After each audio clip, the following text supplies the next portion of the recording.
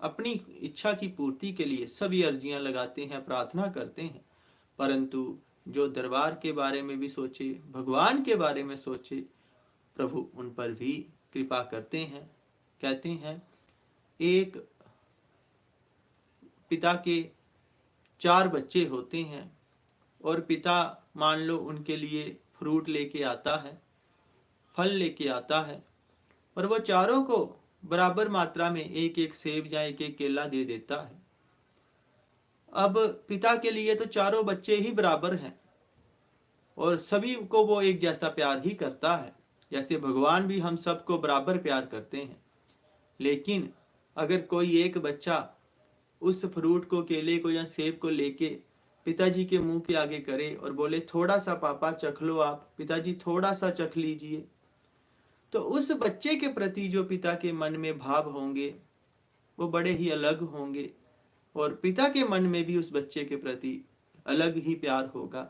वैसे तो माता पिता किसी के बारे में कोई भेदभाव नहीं करते, लेकिन उस बच्चे के प्रति जो पिता के मन में भाव होंगे वो आप सब समझ सकते हैं कि कैसे होंगे। तो वैसे ही राम जी के लिए तो आप सभी बराबर हो, पर जो कोई दरबार के लिए सेवा करता है तो उसके प्रति जो प्रभु के भाव होंगे, या प्रभु तो चलो इन सब चीजों से परे हैं, जो दरबार के दूत होंगे उनके जो भाव होंगे, जो प्रभु के राम जी के भक्त होंगे, सेवादार, उनके जो भाव होंगे वो उस बच्चे के प्रति अलग होंगे। तो दरबार के प्रति भी अपना सहयोग प्रदान किया करो। पैसों से भगवान नहीं मिलते हैं, ना ही बड़े बड़े हवन कुंड बनाने से भगवान मिल जाते हैं। भगवान तो मात्र आपके भाव से ही आपको प्राप्त होंगे। इसलिए मैं बार बार कहता हूँ कि आत्मा अजर अमर है, आत्मा को ना कोई जला सकता है, ना मिटा सकता है, ना बना सकता है, ना खत्म कर सकता है। ना आत्मा का कभी जन्म होता है, ना ही वो कभी मरती है। और भी कई तरह के जो हमारे ऊपर कानून लागू होते हैं वो आत्मा पे लागू नहीं होते, और जो आत्मा है वैसा ही परमात्मा है। आत्मा और परमात्मा में सेम है, कोई फर्क नहीं है। अगर कोई फर्क है तो आत्मा अंश है और परमात्मा कंप्लीट है, बस यही फर्क है। आत्मा भी परमात्मा में जाके लग जाएगी तो वो परमात्मा का ही स्वरूप बन जाएगी, परमात्मा ही बन जाएगी। तो सभी सच्चे हृदय से अपने आप को पहचानने के लिए जो मैं आपको क्रिया करवा रहा हूं, तो मैं आपको बता रहा था कि जब हम कुछ भी खाते हैं, जैसे आपने कोई सेब खाया, केला खाया, अंगूर खाए, कुछ भी आइसक्रीम खाई, कुछ भी खाया, तो वो सर्वप्रथम सबसे पहले आपकी जीभ पर जो सेंसर लगे हुए हैं, जो इंद्री लगी हुई है स्वाद की, तो जीभ पर जब कोई चीज आती है तो स्वाद सिर्फ कहाँ पे होता है? जीभ में ही होता है। जीभ से आगे कहीं भी चले जाओ तो किसी भी तरह का खट्टा, मीठा, नमकीन, कोई भी स्वाद आप महसूस नहीं कर सकते। वैसे ही नाक से सुगंध ली जाती है, तो वो कैसी खुशबू है या कैसी सुगंध है वो सिर्फ नाक से ही ली जा सकती है।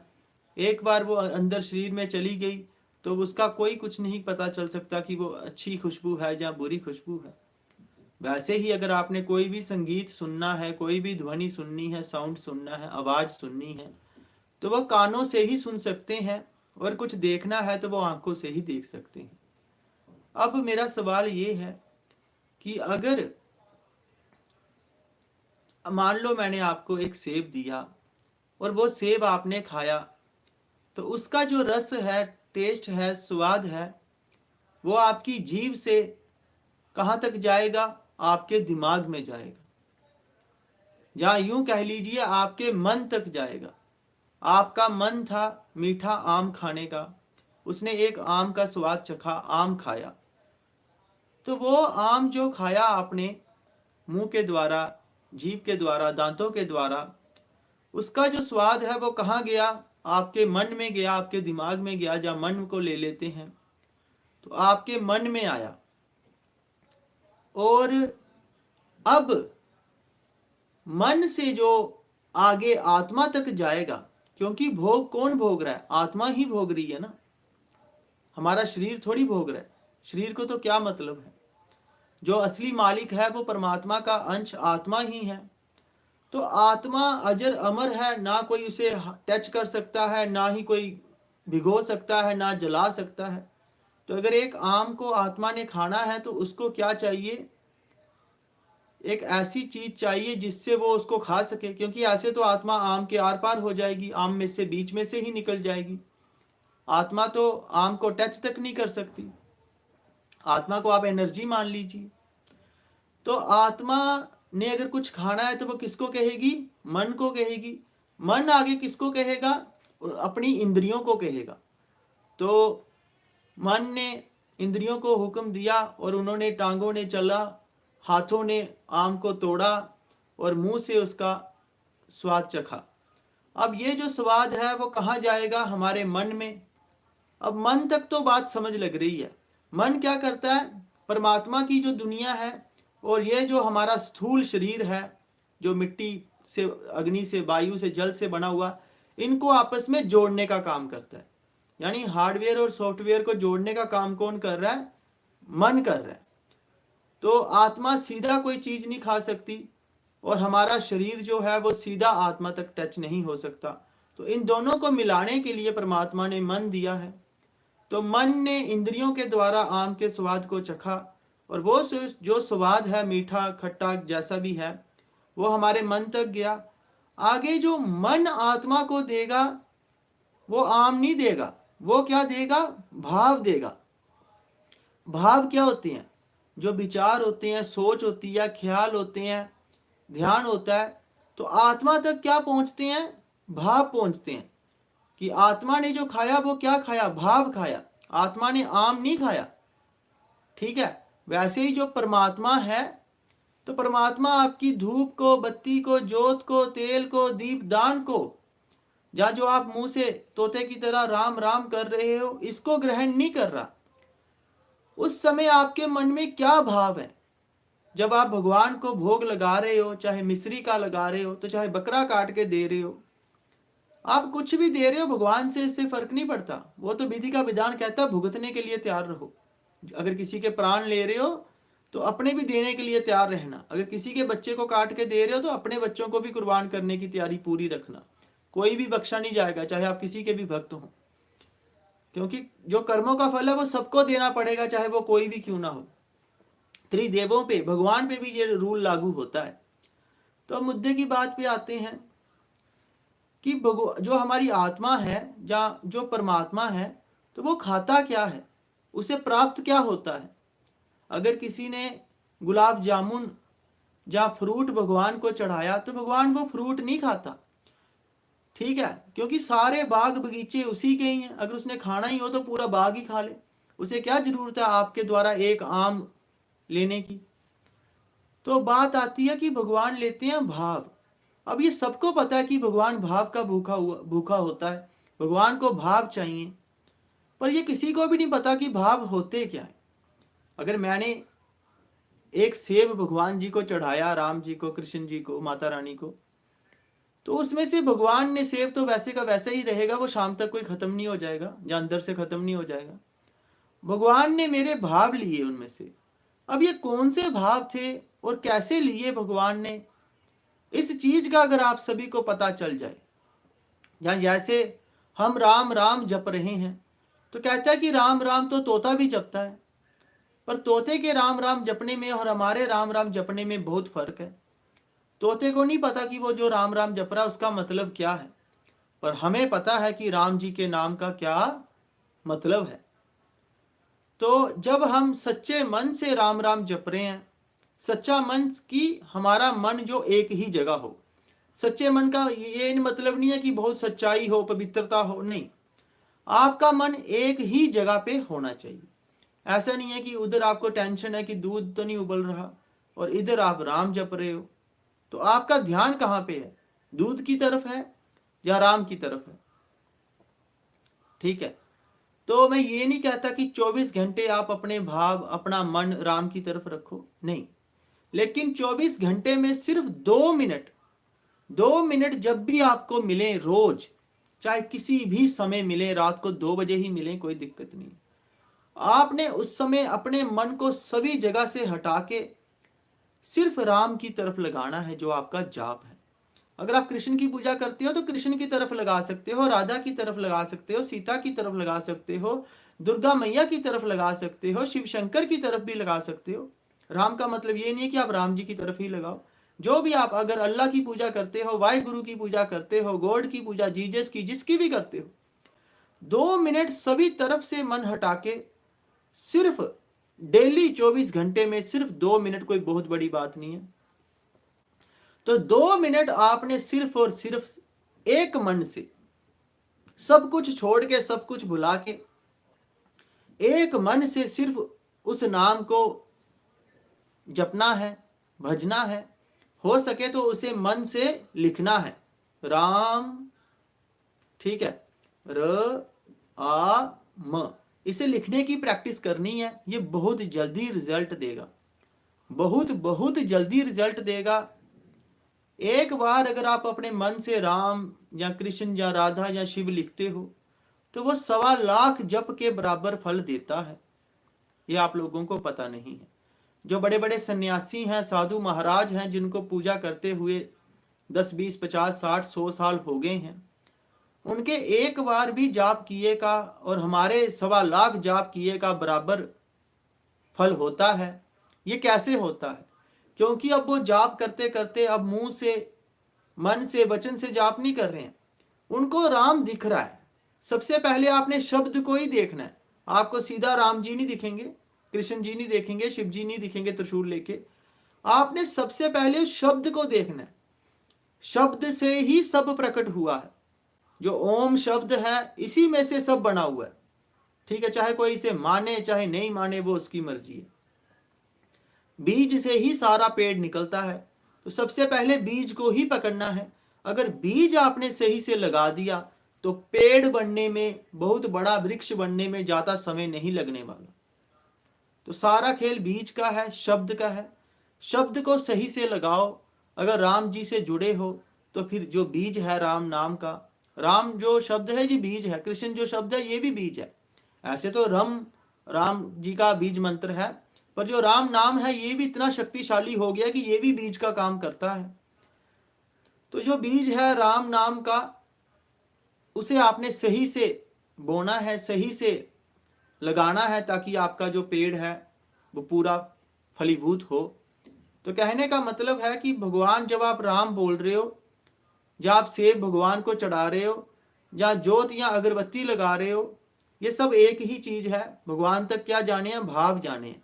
अगर नूतन देवी ने सेब चढ़ाया, सीमा रानी ने अगरबत्ती लगाई, और जगन्नाथ जी ने राम राम बोला, अब भगवान तक एक ही चीज जा रही है। ना तो सेब जा रहा है, ना अगरबत्ती जा रही है, ना ही राम का जो ध्वनि निकल रही है। राम भी एक ध्वनि है, साउंड है।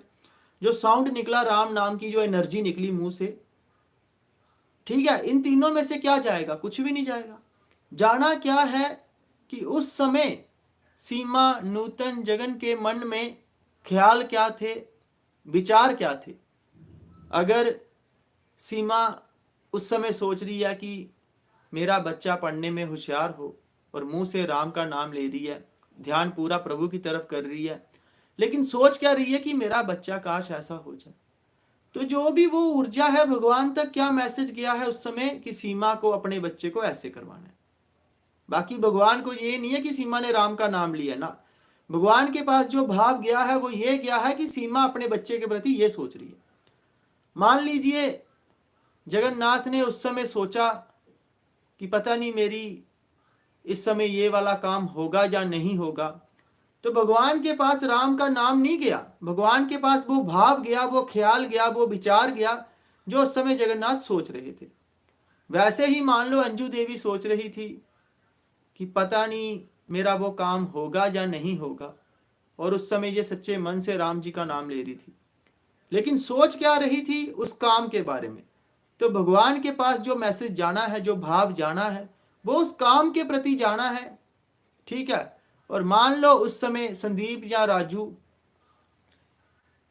सोच रहा था कि राम राम करते हुए कि राम जी कैसे होंगे, राम जी कब मिलेंगे, हनुमान जी राम जी के बारे में कैसे पूजा करते होंगे, कैसे देखते होंगे। तो भगवान के पास मैसेज आएगा कि संदीप और राजू सोच रहे हैं कि भगवान जी कैसे दिखते हैं, कैसे मिलते हैं। तो भगवान वहां पे बोलेंगे कि ये मेरे बारे में सोच रहे हैं, इनको मेरी चिंता है, ये मुझे देखना चाहते हैं। तो अब एक्शन क्या होगा, एक्शन वही होगा जो आपका भाव गया है। अंजू जगन के वो काम बनने हैं जिसके बारे में वो सोच रहे थे, और संदीप और राजू को अब भगवान के दर्शन होने हैं, क्योंकि इनके मन में भाव था उस समय भगवान को देखने का।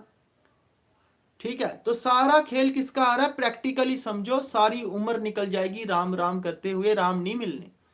आप कोई पहले नहीं आए इस धरती पे जो पूजा करने लगे हो, अरबों खरबों सालों से अरबों खरबों पूजा करके चले गए, और अरबों खरबों सालों तक अरबों खरबों और भी आके पूजा करके चले जाएंगे, किसी को राम नहीं मिला।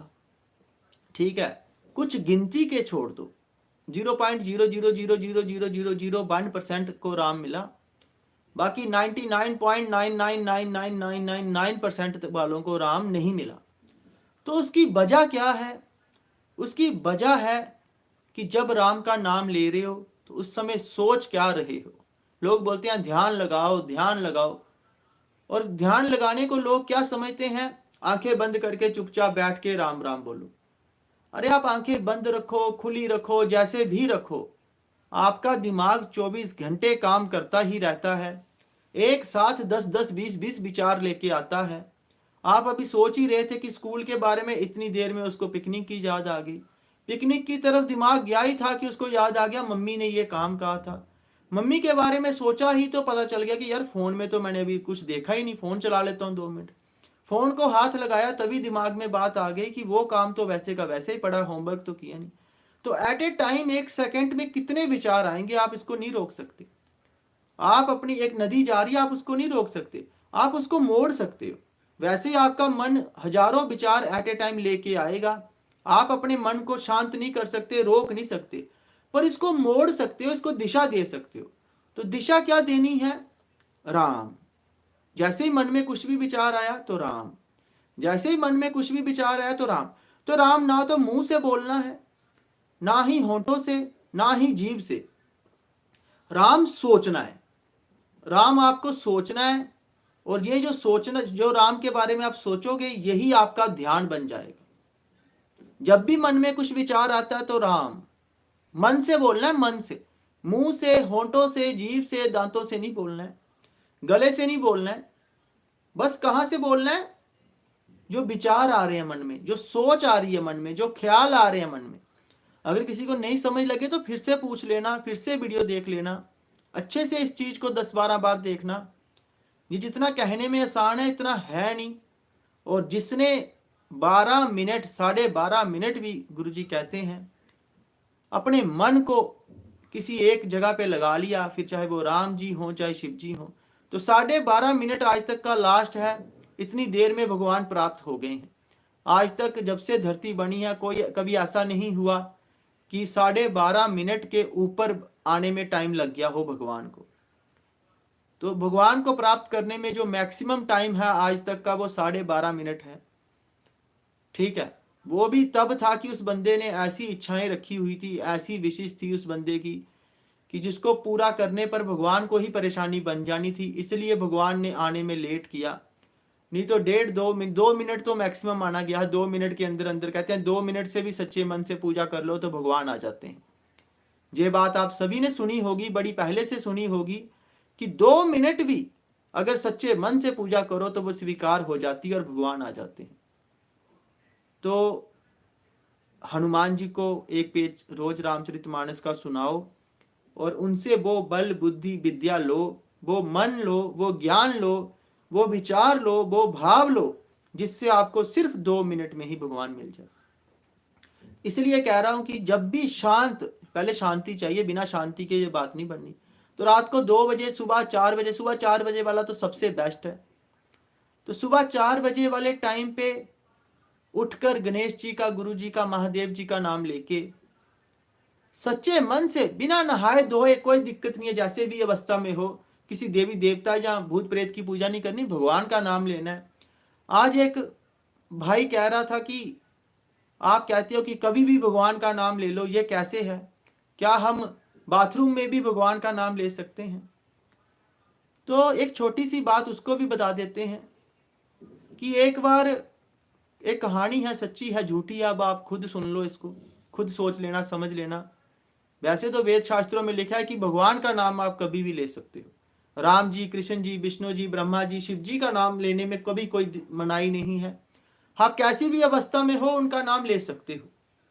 देवी देवताओं के रूल्स हैं, हनुमान जी के रूल्स हैं, आप इनका नाम हर समय नहीं ले सकते, पवित्र होके ही ले सकते हो, परंतु भगवान का नाम आप कभी भी ले सकते हो। तो कहते हैं कि एक बार हनुमान जी श्री राम जी के पास जा रहे थे, सुबह सुबह का समय था, तो हनुमान जी मस्त अपनी चाल में जा रहे थे, तभी आवाज आई राम राम राम। अब जैसे ही हनुमान जी राम राम सुनते हैं, उनके कान खड़े हो जाते हैं। उन्होंने पलट के देखा कि इतनी सुबह सुबह जहां कोई दिख तो रहा नहीं, तो राम राम कौन कर रहे? तो उन्होंने देखा कि सुबह, आजकल तो बाथरूम वगैरह बन गए हैं, फ्लैश बाथरूम। पहले तो पहले जमाने में, जो आज से कई युगों पहले में ऐसा सिस्टम होता नहीं था, तो लोग बाहर ही जाते थे। तो उन्होंने देखा कि अंधेरे में एक झाड़ी की तरफ एक आदमी बैठा हुआ है, सुबह सुबह के टाइम में फ्रेश होने के लिए, और वो राम राम भी कर रहा है। हनुमान जी को गुस्सा आ गया। उन्होंने कहा इसकी इतनी हिम्मत, ये ऐसा काम करते हुए भगवान का नाम ले रहा है, इतना पवित्र नाम ये ऐसे ले रहा है। हनुमान जी ने जाते जाते थोड़ा सा पैर लगा दिया उसको। उन्होंने, हनुमान जी ने पीछे पलट के भी नहीं देखा, वो चले गए। कहते हैं कि जब आगे वो राम जी के पास पहुंचे, थोड़ा टाइम लगा वहां पहुंचने में, जब पहुंचे तो देखा आगे जो पलंग थी, जो राम जी का जो बेड था, वो बिल्कुल खाली पड़ा है, वहां पे कोई भी नहीं है। हनुमान जी बड़े घबरा गए कि प्रभु कहाँ चले गए, अकेले ही चले गए, मुझे बताया नहीं, जाना था तो मुझे बता देते, मैं सुबह जल्दी आ जाता। हनुमान जी राम जी के बिना रह नहीं सकते, तो उनको बड़ा दुख होने लग गया। तभी किसी ने बताया कि प्रभु उधर साइड पे पट्टियां करवा रहे हैं, फर्स्ट एड हो रहा है उनका, बैंडेड वगैरह लगा रहे हैं उनको। हनुमान जी बोलते अच्छा। हनुमान जी दौड़ते हुए गए, जब देखा आगे प्रभु का मेडिकल ट्रीटमेंट हो रहा है, उनको लेप लगाए जा रहे हैं, और अच्छे से उनको जो भी उस समय की वनस्पतियां होती थी, डॉक्टरी ट्रीटमेंट होता था, वो किया जा रहा था।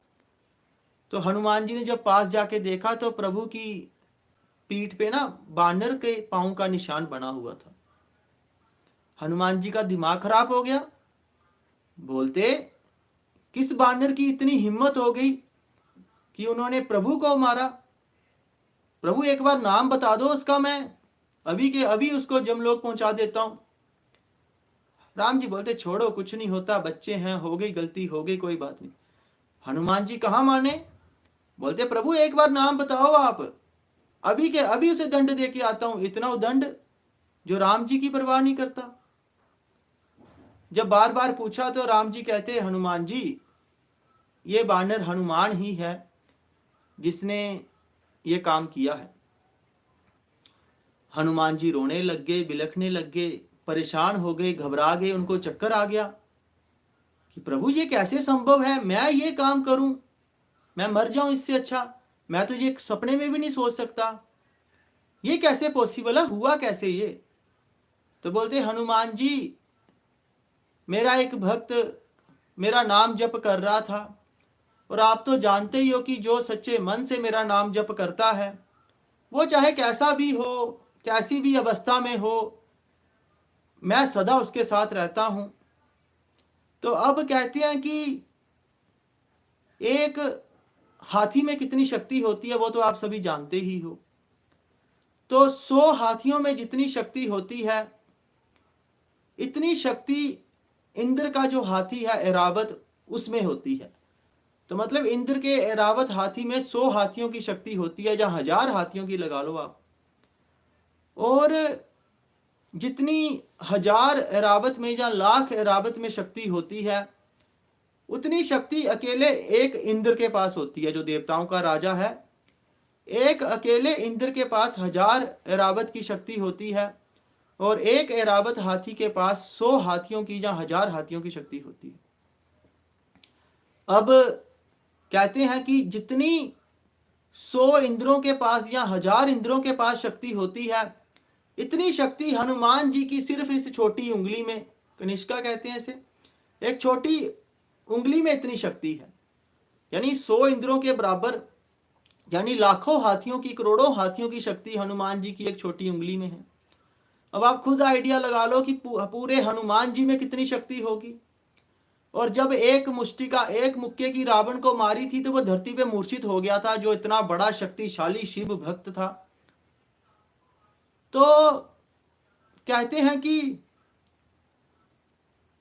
जो एक छोटा सा भक्त है, अगर उसे हनुमान जी दूर से भी ऐसे हाथ कर दें तो जो हवा का वो प्रेशर होगा वो तो उसी से उड़ जाएगा। तो आपने तो फिर जाते जाते उसको पाँव लगा दिया, तो उस बेचारा तो वो तो मिट्टी में भी पता नहीं कितने किलोमीटर नीचे धंस जाना था धरती में। और लेकिन जो मेरा भक्त नाम ले रहा है तो उसकी रक्षा करना मेरा फर्ज है हनुमान जी। तो मैंने अपनी पीठ आगे कर ली, और जो आपका प्रहार था वो मैंने अपनी पीठ पे ले लिया और अपने भक्त की रक्षा कर ली। तो कहानी का ये मतलब है कि चाहे आप भगवान का नाम किसी भी अवस्था में लो, कभी मन में कोई वहम नहीं रखना कि आप पवित्र नहीं हो। हाँ, कोई देवी देवता की पूजा कर रहे हो, कोई संकल्प लिया है, कोई सिद्धि कर रहे हो, कुछ साधना कर रहे हो, तो रूल रेगुलेशन लगेंगे।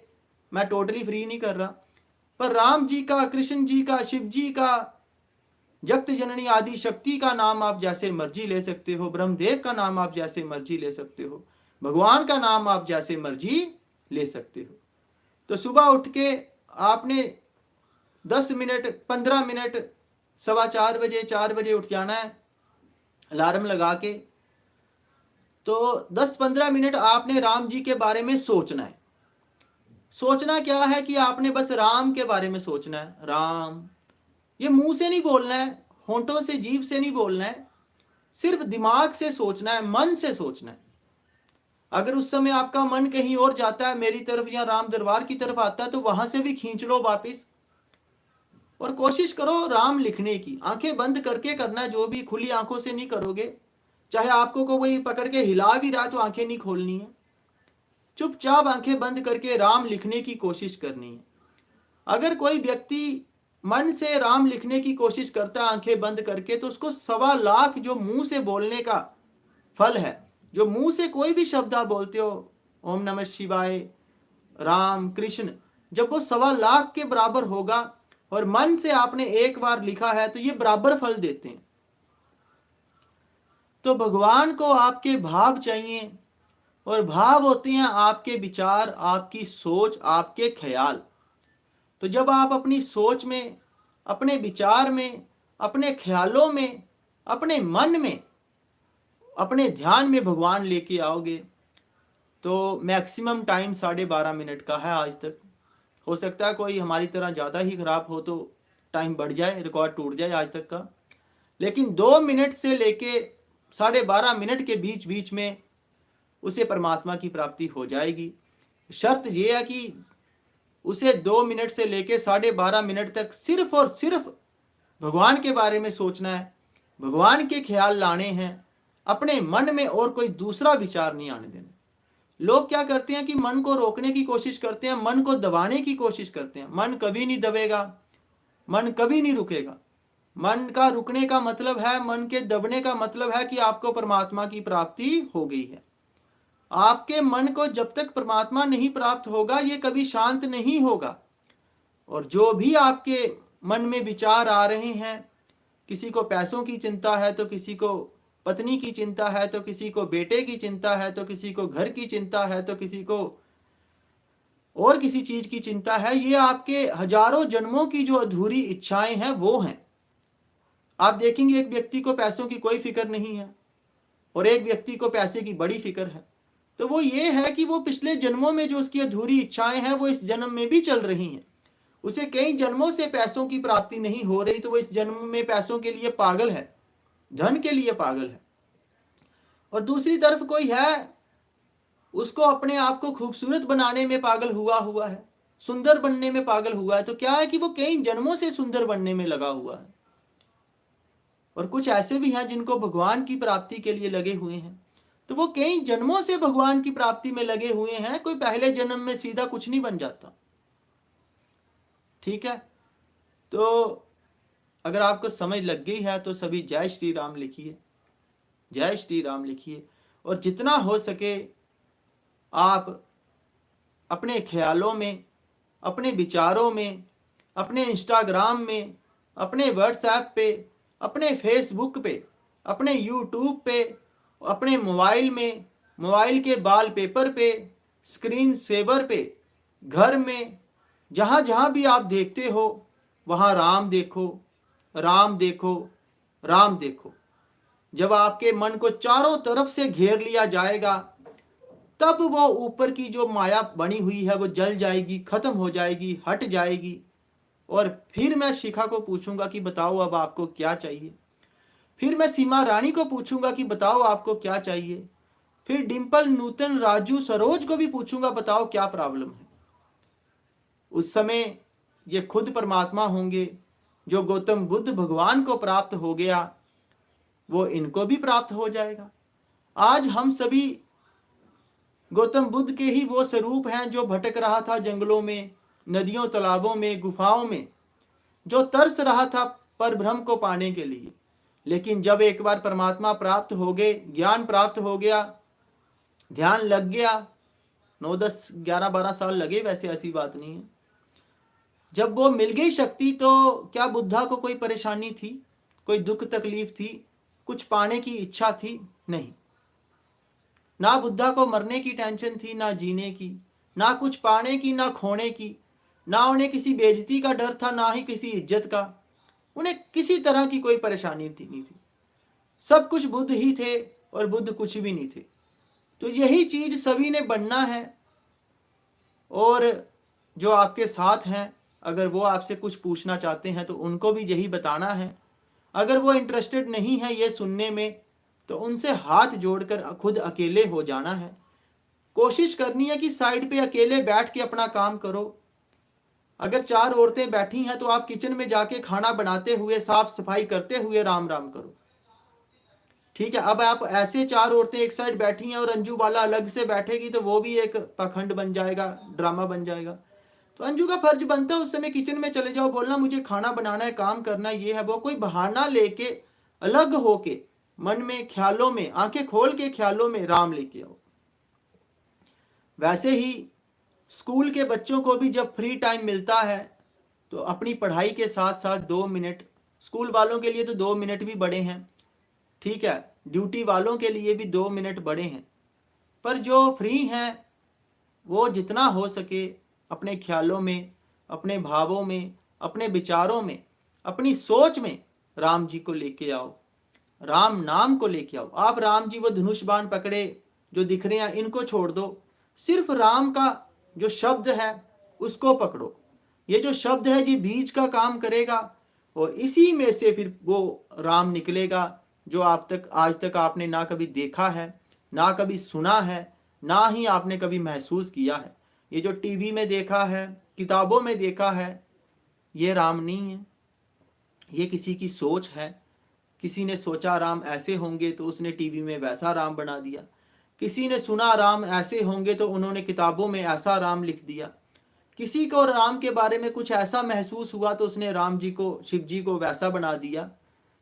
परंतु जो असली राम है वो जब आपका बीज फलेगा और वो पौधा पूरा बनेगा, जब पूरा स्वरूप आएगा, पौधा नहीं निकलेगा, बीज में से जो अग्नि ऊर्जा निकलेगी, जो स्वरूप बनेगा, तब बताना कि आपका राम कैसा है, आपका श्याम कैसा है, आपका भगवान कैसा है। तो ये धनुष बाण बांसुरी वालों से बाहर निकलो और सच्चे मन से शब्द को पकड़ो। चाहे कृष्ण को पकड़ो तो चाहे राम को पकड़ो, तो चाहे राधा को पकड़ो, तो चाहे शिव को पकड़ो, चाहे ओम को पकड़ो, तो चाहे दुर्गा को पकड़ो, चाहे किसी भी परमात्मा के स्वरूप को पकड़ो, पर शब्द को पकड़ो। और शब्द से फिर वो पूरा बीज जब फलेगा तो उस पेड़ को देखो वो क्या बनता है, कौन सा फल निकलता है, और फिर आपको क्या चाहिए ये मुझे पूछना, बताना। तो आज की क्रिया शुरू करते हैं। जय श्री राम, जय श्री गणेश, हर हर महादेव। तो सभी राम दरबार के भक्तजनों ने रामचरितमानस को ले लेना है ऑनलाइन। आजकल कोई भी चीज प्राप्त करना बड़ी बात नहीं है। और एक पेज राम नाम को साक्षी रख के हनुमान जी को सुना देना है। ये सभी ने करना है, ये कंपलसरी है। अगर आप ये नहीं कर पाए तो हनुमान जी आपसे फिर कभी दोस्ती नहीं हो पाएगी आपकी और हनुमान की। आपको सदियां लग जाएंगी हनुमान जी को प्राप्त करने में। पर अगर आपने एक 300 रुपए की किताब लेके उसका एक पेज राम नाम को साक्षी रख के बजरंगबली को सुना दिया तो 300 दिनों में ही आपका कल्याण हो जाएगा। ठीक है, 300 तो बहुत ज़्यादा है, थोड़े दिनों में ही आपका कल्याण हो जाएगा। तो वो काम करो जिससे फ़ायदा ही फ़ायदा है, नुकसान ना हो। और अगर कोई इतना गरीब, इतना गया गुजरा है, ऐसी कंडीशन में है कि वो किसी भी अवस्था में किताब नहीं ले सकता रामचरितमानस की, तो वो मेरा भाई 5 मिनट राम नाम को साक्षी रख के हनुमान जी को बुला के राम नाम का जाप ही सुना दिया करो। अगर आपके हनुमान जी में शक्ति होगी तो वो खुद आपको किसी बहाने रामचरितमानस दे देगा। पर आप बेले नहीं बैठो, टाइम वेस्ट नहीं करो। आप 5-10 मिनट राम नाम ही हनुमान को सुनाओ और उनसे विनती करो कि मुझे रामचरितमानस ला दो। जो संजीवनी बूटी का पहाड़ लेके आ सकता है, वो एक रामचरितमानस भी आपके लिए ले आ सकता है। तो सभी ने जाप जो करना है वो अपने ख्यालों में करना है, अपनी सोच में करना है, अपने मन में करना है, अपने भाव में करना है, ना कि मुंह से करना है तोते की तरह। ठीक है, तो सीताराम, जय श्री राम, जय हनुमान। तो आज की क्रिया आरंभ करते हैं। गुरु गणेश जी महादेव को प्रणाम हमने कर लिया है। अब हम सभी भक्त सच्चे मन से हनुमान चालीसे का पाठ करेंगे।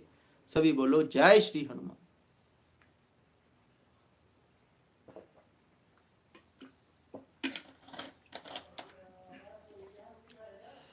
सीताराम हनुमान, सीताराम हनुमान, सीताराम हनुमान, सीताराम हनुमान, सीताराम हनुमान, सीताराम हनुमान, सीताराम हनुमान, सीताराम हनुमान, सीताराम हनुमान, सीता